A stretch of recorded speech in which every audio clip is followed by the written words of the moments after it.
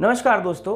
हरदीप सिंह निज्जर कौन है वो व्यक्ति जिसके पीछे कनाडा के पीएम जस्टिन ट्रूडो भारत से भिड़ने को तैयार हो गए। इस वीडियो में हम पूरी बात करेंगे हरदीप सिंह निज्जर की, खालिस्तान की और जस्टिन ट्रूडो के खालिस्तानी प्यार की। इस वीडियो के लास्ट पार्ट में मैं आपको बताऊंगा कि क्यों जस्टिन ट्रूडो खालिस्तान को इतना सपोर्ट करते हैं, क्या है इसका असली रीजन। तो दोस्तों वीडियो को पूरा देखिएगा। Explosive accusation by Prime Minister Justin Trudeau that was the June killing of Khalistani terrorist Hardeep Singh Nijjar with Canadian Prime Minister Justin Trudeau linking Bharat सरकार के कनेक्शन को लेकर सवाल उठाया। ये बात उन्होंने कनाडा की संसद में हाउस ऑफ कॉमन्स में कही। Potential link between agents of the government of India and the killing of a Canadian citizen, Hardeep Singh Nijjar। Canada के पीएम बोले हत्या और भारत सरकार के बीच संभावित लिंक के आरोप की जांच जारी। अभी हाल ही में इंडिया में हुए G20 समिट में जस्टिन ट्रूडो भारत आए थे, पर हम सभी जानते हैं कि उनका भारत दौरा काफ़ी पेनफुल रहा था उनके लिए और हमारे प्राइम मिनिस्टर नरेंद्र मोदी ने काफ़ी सुनाया था उनको खालिस्तान इशू पे। दोस्तों इसी वजह से जैसे वो भारत से लौटे उन्होंने इंडिया के अगेंस्ट एक्शन लेना स्टार्ट कर दिया और सबसे पहले उन्होंने इंडिया और कनाडा ट्रेड डील को इनडेफिनेटली टाइम के लिए पोस्टपोन कर दिया। इसका मतलब कि वो इन्फिनाइट टाइम के लिए पोस्टपोन हो गया है। अब उस पर कब दोबारा बात होगी इसका कोई आइडिया नहीं है। दूसरा दोस्तों, उन्होंने इंडियन गवर्नमेंट पे झूठे एलिगेशंस लगाए कि हरदीप सिंह निज्जर के मर्डर में इंडियन गवर्नमेंट ऑफिशियल्स इन्वॉल्व थे। Indian security agencies have been actively pursuing credible allegations of a potential link between agents of the government of India and the killing of a Canadian citizen, Hardeep Singh Nijjar। तो अब बात आती है कि कौन है ये हरदीप सिंह निज्जर जिसके मर्डर से जस्टिन ट्रूडो को इतना दुख पहुंचा है। दोस्तों हरदीप सिंह निज्जर का जन्म 11 अक्टूबर 1977 को पंजाब के जलंधर डिस्ट्रिक्ट में हुआ था और 1995 में एंटी सोशल एक्टिविटीज़ में पार्ट लेने के लिए इसके और इसके भाई को अरेस्ट भी किया गया था। बट जेल से निकलने के बाद ही ये कनाडा चला गया और 1997 में वो कनाडा में जाके असाइलम क्लेम करता है, मतलब कि रिफ्यूजी स्टेटस मांगता है गवर्नमेंट से अगेंस्ट इंडियन गवर्नमेंट की। इंडियन गवर्नमेंट उसको बहुत तंग कर रही है और कनाडा उसको रिफ्यूजी दे दे, उसको वहाँ पे अपनी सिटीजनशिप दे दे। बट दोस्तों क्योंकि ये गलत पासपोर्ट और फर्जी नाम के साथ कनाडा में एंटर होता है तो कैनेडियन गवर्नमेंट इसके रिफ्यूजी क्लेम को डिनाई कर देती है। इस डिनाइल के 11 दिन बाद ही दोस्तों वो एक ब्रिटिश कोलंबिया की लड़की से शादी कर लेता है ताकि एक कैनेडियन लड़की का स्पाउस होने के चलते इसको वहाँ की सिटीजनशिप मिल जाए। और जब ये दोबारा सिटीजनशिप के लिए अप्लाई करता है तो कैनेडियन गवर्नमेंट उसको दोबारा से रिजेक्ट कर देती है और वो इस मैरिज को as a marriage of convenience मानती है।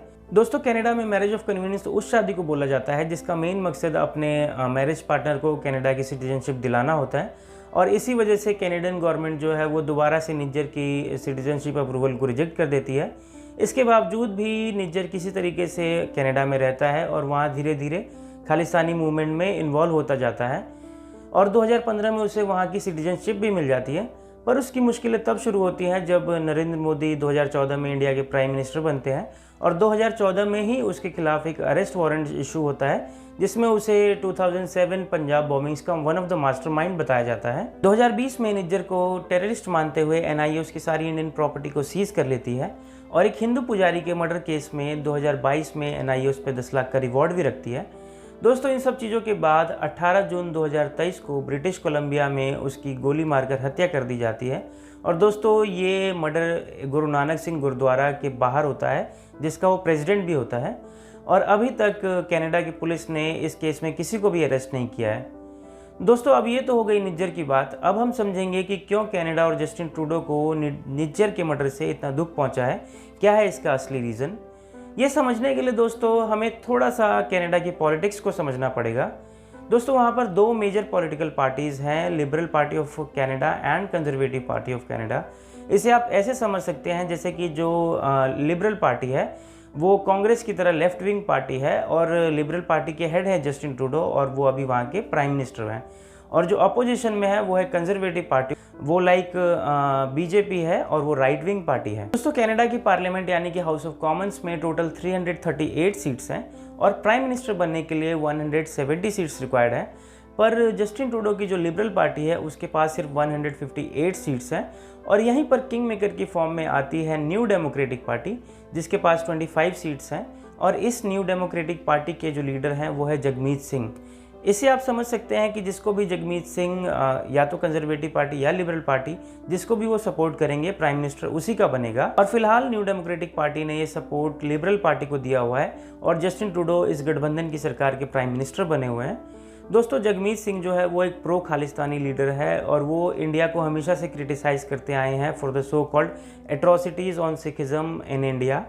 दोस्तों, जगमीत सिंह और इंडियन गवर्नमेंट के रिलेशंस को आप इस तरीके से समझ सकते हैं कि इंडियन गवर्नमेंट ने उन्हें परमानेंटली बैन कर रखा है फ्रॉम एंटरिंग इंडिया और वो कभी भी इंडिया में एंटर नहीं कर सकते। दोस्तों, जस्टिन ट्रूडो ये जानते हैं कि अगर वो खालिस्तानियों को सपोर्ट नहीं करेंगे तो न्यू डेमोक्रेटिक पार्टी गठबंधन से बाहर हो जाएगी और उनकी सरकार गिर जाएगी और इसी वजह से उनको न चाहकर भी खालिस्तानियों को सपोर्ट करना पड़ता है। और वैसे भी जो जस्टिन ट्रूडो की लिबरल पार्टी है वो एक लेफ्ट विंग पार्टी है। जैसे कि इंडिया में कांग्रेस थोड़ा सा मुस्लिम कम्युनिटी के प्रति झुकी होती है, वैसे ही हम कह सकते हैं कि जो ये लिबरल पार्टी है वो हमेशा से खालिस्तानियों के फ्रीडम ऑफ स्पीच और फ्रीडम ऑफ एक्सप्रेशन को लेकर के उनको सपोर्ट करती रहती है। दोस्तों, ये चीज़ें ठीक हो सकती हैं अगर आने वाले 2025 के इलेक्शंस में कंजर्वेटिव पार्टी कनाडा में जीतती है तो। बाकी हम उम्मीद करते हैं कि ये चीज़ें जल्द से जल्द ठीक हो ताकि इंडिया की जो इमेज ख़राब की जा रही है सिख कम्युनिटी के बीच और ग्लोबल कम्युनिटी के बीच उसे ठीक किया जा सके। धन्यवाद। दोस्तों, इस वीडियो में मैंने खालिस्तान का ज़्यादा जिक्र नहीं किया क्योंकि वीडियो लंबा हो रहा था। अगर आपको खालिस्तान के बारे में जानना है तो आप प्लीज़ कमेंट कर दीजिए, मैं उस पर भी एक डिटेल्ड वीडियो बना दूंगा और उसके हिस्ट्री से लेकर अभी जो करंट सिचुएशन है वो सारी चीज़ें उसमें समझा दूंगा। So please comment your thoughts below.